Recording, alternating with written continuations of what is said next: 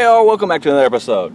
So now that I can get the car to the garage, I was wanting to do some minor mods. I want a new gauge pod new gauge I want to put in, and so I'm going to put a gauge pod in. And what I'm going to do is got this triple pod here. And I'm not a huge fan of it, and I'll show you why in a moment. Originally, I've got a autometer pod for a Solera I was going to use. And it's a close fit, it has to be trimmed a little bit, but it will work. And the nice thing about it is the angle that it holds it in is non-obstructive. And what I'll show you guys here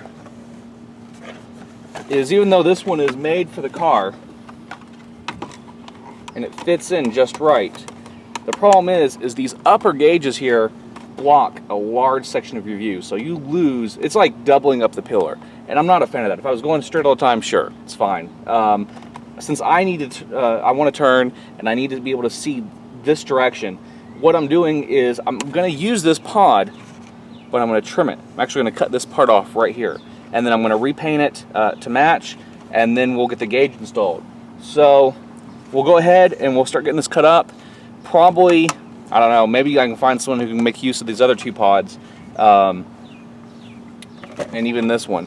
But for now, I'm going to show you guys how I'm going to make this work. So let's go over, get this cut up, and then we'll go from there. So what we've got here, I'm actually using a standard miter box that you would use for cutting some wood. I've got this kind of held in here, and I'm going to hold it mostly by hand, and then I'm going to cut at this angle, which seems perfect here, to trim off this section. If it's not enough, I can clean it up later. I'm going to need to sand it a little bit anyway, I'm sure, and that's going to be painted afterwards. But let's go ahead and start cutting, and then we'll go from there.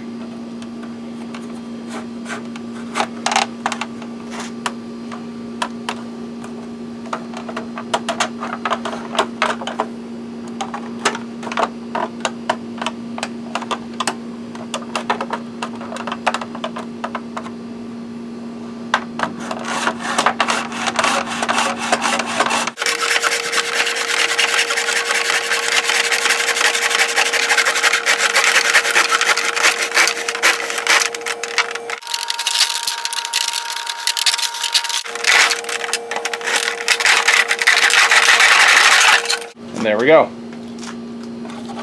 Actually a pretty clean cut. I have to do just a minimal bit of sanding. We'll test it out and see how it fits, and then we'll do a little cleanup and then ready for paint.